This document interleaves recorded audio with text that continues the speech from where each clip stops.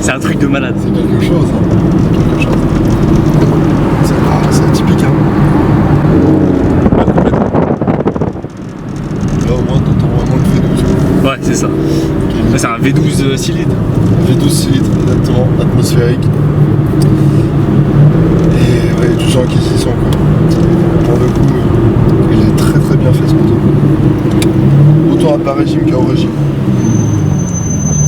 On dit souvent les voitures avec atmosphérique, il faut souvent rétrograder pour avoir un petit coup de pied et tout. Là il y a tellement de coups.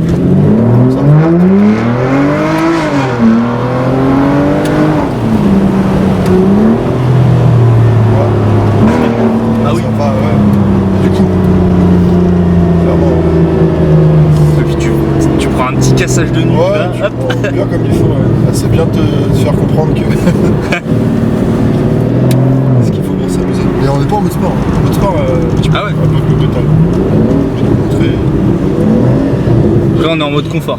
Juste café. Là on est en confort, ouais. En mode écologie. On est en mode start and stop. L'écologie à moitié quoi. Et non, celle-ci n'a pas de start and stop. Ouais. Ça c'est top. Non, ouais, non, c'est une option qui est sympa, mais sur des délits quoi. Oui. Sur une voiture comme ça le week-end, start and stop. Pas obligatoire. Bon allez, c'est parti. Petit bouton magique. Sport. Sport. Tout droit pour partir en enfer.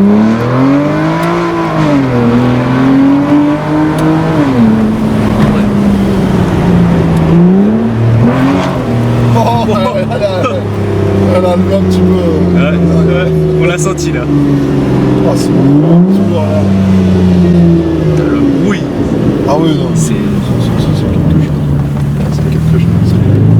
Puis l'accélération, c'est un truc de malade.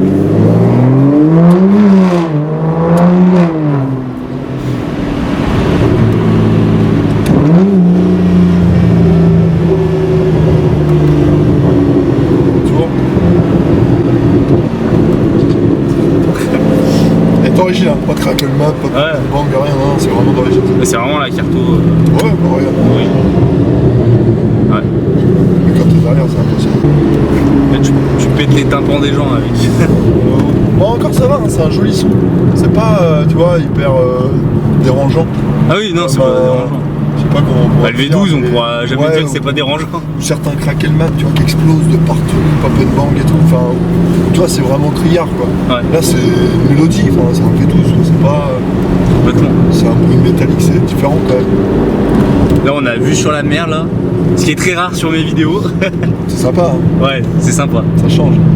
Ça change. Ouais, non, c'est sûr que c'est sympa. Nous, bah, c'est vrai qu'on vit ici, mais quand on vient là, on sent, on va aller là, quoi. Ouais. C'est quand on n'est pas très loin, mais c'est vrai que ça fait toujours plaisir.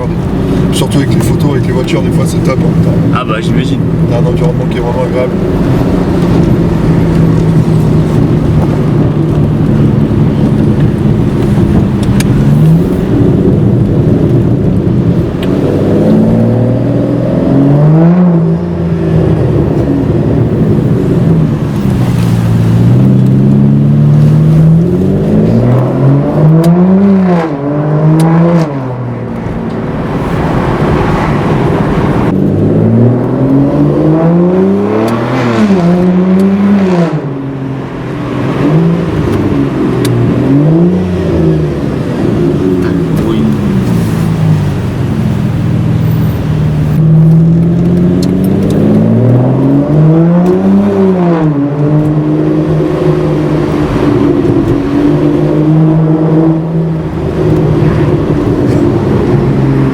Quasiment les yeux tellement que... T'es pas habitué. Ouais.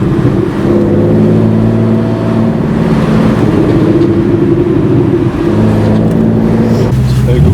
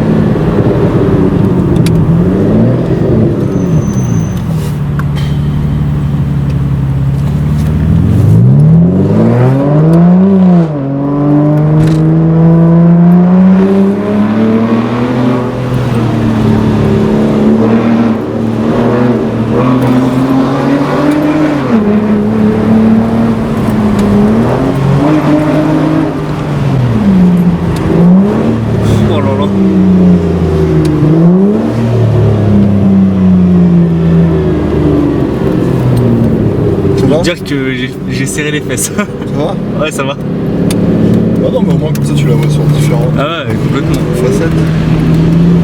Oui, normalement. T'as vu la tenue rouge. Ouais, mais ça tient. Comment on repart. Elle chasse pas. C'est une GT. Non, mais justement, ouais, c'est ce que je pensais, c'est qu'elle allait plus chasser que ça. C'est une GT. Moi, j'ai pas enlevé l'assistance. Je le précise quand même. Oui. C'était pas Tokyo Drift, mais sinon on aurait fait du Tokyo Drift, sauf que là il n'y a pas assez de largeur. Ouais. Mais sinon oui, on rattrape, mais en attendant, ce qui est sympa à voir, c'est qu'elle est vraiment faite pour aller aussi sur circuit, comme se balader comme ça, cheveux au vent. Ah ouais, comme, enfin c'est ce que je disais la dernière fois dans une autre vidéo, c'est ça qui est assez marrant, c'est la polyvalence de cette voiture. Et ça, c'est pas donné à toutes les voitures. T'as des voitures, ils vont être ultra sportives, ça va être fait hyper tape-cul et tout. Regarde là comment c'est confortable. Ouais. Et là, on a joué comme si on avait une petite GT3. Ouais, tu vois, c'est ça. Et ça, bah ça c'est vrai que c'est des voitures qui sont assez rares. On a encore c'est magique. on a du mal un peu à en trouver. Bon, puis le Mansouri est pour beaucoup, même au niveau de l'échappement et tout. Oui, ah oui. Même si, attention, d'origine, celle-ci a fait un très très beau bruit. Ouais, bah je peux confirmer. V12 échappement d'origine, je peux te dire, a fait un super beau bruit. Et là, avec cet échappement, bon, c'est que du plus. Hein, Ah bah là, c'est... on sent que le titane, il n'a pas besoin d'être chaud pour gueuler, hein, c'est tout le temps. Mais en attendant,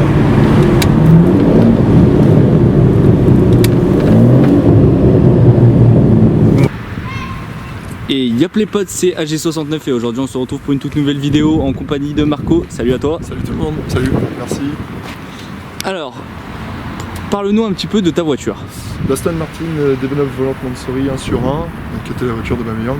Mais comme je te disais tout à l'heure, je ne l'ai pas acheté pour ça, je l'ai su qu'après. C'est une voiture qui est complètement folle, comme tu as pu le voir dans la vidéo. Non, franchement, c'est une voiture qui est unique en son genre. T'as une voiture anglaise où beaucoup te diront ah ouais, Aston Martin, balade, tranquille, piam piam. Et là, tu as vu tout le contraire. Enfin, c'est-à-dire que autant ça peut être très balade, et autant ça peut être une voiture qui est très énervée. Et puis bah, Mansory, bon bah voilà, ils ont fait leur réputation. Que ce soit au niveau du pack, que ce soit au niveau des reprogrammations qu'ils peuvent faire, ou même au niveau des échappements en titane. Enfin, c'est fou le travail qui a été fait sur cette voiture. 48 000 € le pack à l'époque, Mansory. Ah oui. Et donc moi quand j'ai acheté sur cette voiture à la base, voilà, parce que je fais de l'achat-revente, de la Twingo à l'Aston Martin, et j'ai jamais rajouté plus que ça d'argent pour pouvoir monter à mon rêve automobile. Et clairement, bah, cette Aston Martin là, quand tu regardes, moi je voulais surtout une DB9 volante à la base. Ouais. Et en fait en tombant sur celle-ci, bah, je crois qu'aujourd'hui, même si j'ai essayé une Aston simple, je sais pas du coup c'est ce que ça me ferait, mais non, elle est vraiment unique en son genre. De toute façon, on peut voir sur les pas de porte avec le fonctionnement. Là, ça t'annonce la couleur quand tu montes à l'intérieur de l'habitacle. Là, carrément. Ça t'annonce vraiment la couleur et puis surtout cet énorme diffuseur arrière en carbone avec cet échappement titane, une gravée Mansory.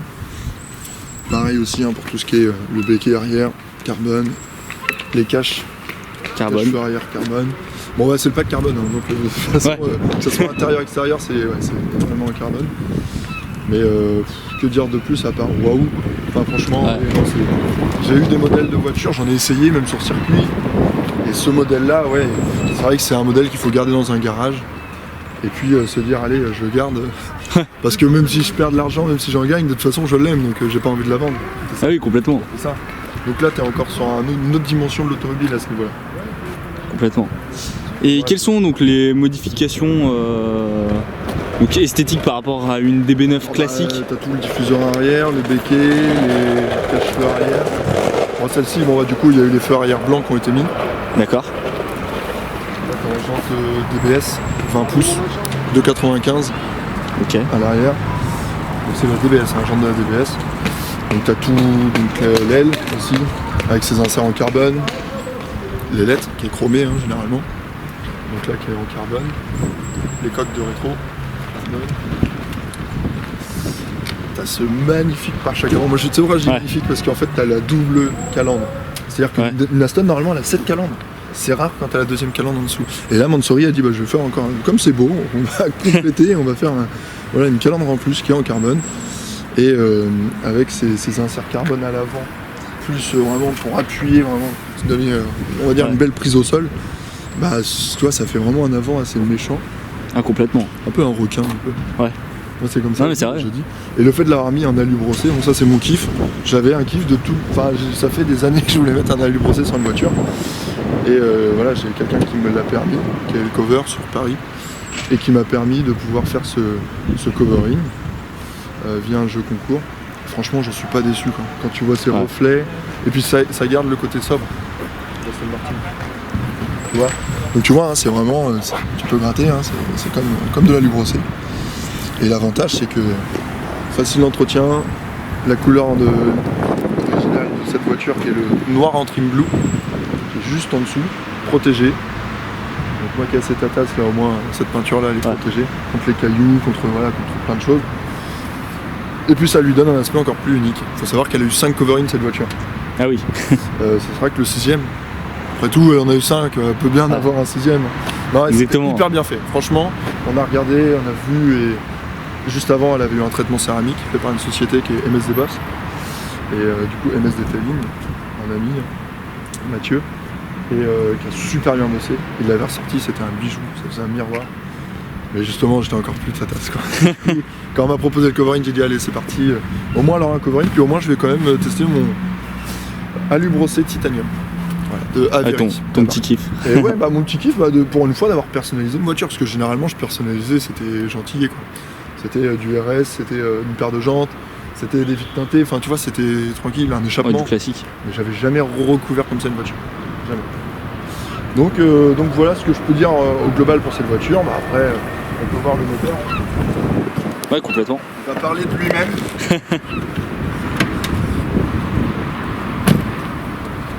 attention. Donc là, on est sur un V12 atmosphérique. Voilà. Qui prend pas mal de place. Et je pense qu'il doit peser aussi son poids. Je l'ai pas mis sur la balance, mais à mon avis, ce moteur doit être très très lourd quand même. Voilà, avec celui qui a validé le moteur en disant là, l'inspection est bonne par rapport à ce V12. Donc 6 litres, V12 atmosphérique, très joueur, autant à bas régime qu'à haut régime. Hyper bien niveau entretien, parce que c'est un moteur qui est très robuste, qui a fait ses preuves. Bon, c'est rare de toute façon de voir une Aston Martin moteur cassé sur le bon coin. Ouais. Je pense qu'on n'en voit pas trop, mais en attendant, malgré les très beaux entretiens qu'elle a eu, mais c'est un moteur, je m'étais renseigné, qui a très très peu de maladies. Et cette boîte de vitesse de façon Touchtronic, donc F1, qui est fait avec une boîte ZF de BMW, de la boîte même un BMW X5, X5M, c'est ce qu'ils ont. Et les boîtes ZF, ils ont fait leur preuve. Ouais, ils ont fait leur preuve. Et c'est pour ça que tu vois en fait qu'Aston, ils étaient malins à l'époque, ils savaient faire des bons moteurs, des très bons châssis. Par contre la boîte c'était pas trop leur truc. Ils prenaient la meilleure boîte du moment, quoi. Et 12 ans après, t'as vu ce que ça donne encore. Ouais. Donc elle a pu faire ses preuves, quoi. Ouais, non mais c'est ça. Et c'est des voitures intemporelles. Tu dirais qu'elle est de quelle année toi, cette voiture? Franchement, t'as l'impression qu'elle est de 2012, 2013. Là, elle est de 2008. Voilà. Ouais. Donc, j'aimerais bien faire des petites comparaisons avec certains modèles de 2008, de l'époque. Même des belles marques, pourquoi pas. Ouais, bah oui. Et voir comment ça a vieilli. Et voir même, comment ils avaient fait à l'époque ces Big Xenon en 2008. Les sièges massants, chauffants. Le système de la capote hyper bien fait, qui va pas dans le coffre, qui a un compartiment à part. Ah oui, d'accord. Enfin, c'était vraiment étudié, quoi. Ça sortait à 200 000 € sur le papier, donc oui, c'était une somme, c'était une voiture qui vaut ces 200 000, plus le pack du coup à 50, 48, donc t'arrives à une voiture à quasiment 250 000 €. Mais aujourd'hui, quels sont les constructeurs qui savent faire des voitures intemporelles comme ça et rester toujours aussi jeune, quoi, aussi moderne et hyper agréable à conduire, quoi. Ah, complètement. C'est surtout ça. Et justement, on a parlé donc d'entretien. Un entretien, ça peut coûter combien? Donc un entretien, si tu mets chez Aston Martin, parce que selon le kilométrage qu'elle a, c'est sûr que tu es plus à l'année, je pense, dans les 2000-2500. Ouais. Hein, c'est à l'année. Hein. Sauf si tu changes toutes les bougies, si tu fais les bobines, si tu commences à toucher à la boîte de vitesse, tout ça, c'est toujours différent. Mais moi, pour les seuls petits trucs que j'ai fait dessus, pour l'instant, j'en suis à peine à 1000-1500 € et j'ai fait 10 000 km avec. D'accord. Maintenant, attention, je fais hyper attention au temps de chauffe, je fais hyper attention à l'huile qui a été mise dedans. Enfin, voilà, quitte à faire vraiment des entretiens, il faut mettre des choses de qualité dedans. Et avec des professionnels qui aiment ce qu'ils font et pas qui sont là juste pour l'argent. Et là, ça change tout. Parce que tu le vois quand un mécano est un passionné, il va chouchouter ta voiture, il va mettre une bonne huile, il va pas faire les choses à moitié. Et ça, c'est plaisant. Et jusqu'alors, moi, ça m'a toujours réussi. Donc c'est pour ça que je continue comme ça. Et de toute façon, elle a un historique complet Aston Martin. Oui, bah oui. Donc forcément, c'est parfait en voiture française. Donc là-dessus, non, rien à dire par rapport à ce modèle. Mais sinon, qu'est-ce que je peux vous dire? L'essence, franchement étonné, hein, entre 10 et 15 litres. Selon comment oui, ça reste quand même raisonnable. Alors, je pense qu'on était plus dans les 35 litres. Le plus que j'ai fait avec celle-là, c'était 49 litres 9. Ah oui. Donc ça commence à faire. Ouais. Mais en attendant, non, c'est très très correct, même niveau consommation. Atmosphérique, après c'est pareil, un V12, si tu le laisses un peu dormir et que tu roules tranquillement sur l'autoroute, ça va pas aller boire plus que ça, quoi. Mais elle est pas hyper énergivore. En huile, rien du tout. Il n'y a pas des voyants d'huile qui arrivent, remettre de l'huile, jamais de problème. Ça j'adore, parce que déjà quand tu as une voiture comme ça qui commence à sonner tous les 2000 km, c'est assez fatigant. C'est assez fatigant et puis ça fait toujours un peu peur, quoi. Après, si t'as pas d'huile sur toi, t'as toujours une angoisse. T'as encore un peu de kilomètres à faire, tu te dis mince. Et non, celle-ci pour ça, elle est hyper agréable. Niveau entretien, je m'en sors très bien. Ok, nickel. Combien tu payes en assurance si c'est pas trop indiscret? Pas indiscret, non, pas du tout. 77 € en tout risque. Ah oui, quand même. Voilà. Bon après, c'est la 15e voiture, donc j'ai eu d'autres modèles avant que j'assure au tiers, je me le cache pas. Je voulais juste l'assurance, elle était garée dans mon garage, box fermée. Et allez, si tu roules tous les week-ends, tu peux estimer que tu vas avoir quand même moins de chances de l'abîmer. Oui. Que si tu roules toute la semaine et que tu la gares à droite à gauche. Et voilà. Donc, et puis via des systèmes où c'est toujours ce que je dis aux jeunes qui disent mais comment tu fais pour assurer tes voitures?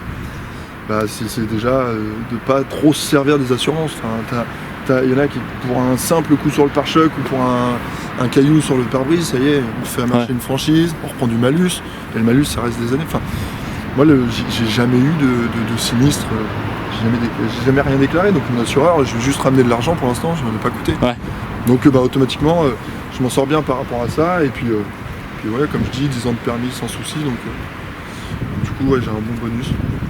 Mais sinon c'est des modèles, après, quand tu as des voitures de plus de 10 ans comme ça aussi, la cote est plus pareille. Oui, Au aussi. niveau de l'assurance, t'es toujours un petit peu moins cher aussi. Ça joue. Que quand vous prenez des voitures récentes, automatiquement, la cote est quand même assez haute. Et donc c'est des voitures au niveau remboursement qui peuvent coûter très cher à l'assureur. Automatiquement, la cotisation va avec. Ouais, donc forcément. 77 tout risque. Voilà. Ouais. C'est vraiment très peu. C'est très bien. Moi ça me va. Ouais, bah nickel. Même si je pouvais trouver moins, je le ferais. Alors les petites économies, il faut faire. Enfin, c'est comme tout, tu vois. Faut être bien assuré, c'est hyper important. Maintenant je le vois avec l'âge. Avant j'étais au tiers, donc je pouvais pas trop me la ramener par rapport à ça. Mais non, aujourd'hui sur des modèles comme ça, faut faire attention. T'es au tiers, quelqu'un te la fauche sur le bord de la route, il part, parce que généralement il te met rarement un mot en disant désolé je vous ai cassé votre voiture. Ouais. Et là t'as tout dans les fesses. C'est un peu dommage. Surtout quand t'as monté à cette voiture là, après 15 voitures, 15 annonces sur le bon coin, des achats-reventes, c'est des années, c'est du travail. Donc ça serait vraiment triste. Ok, bah écoute, merci Voilà. Marco. Bah écoute, au plaisir. Ouais, au plaisir. Repasse quand tu veux sur le Havre.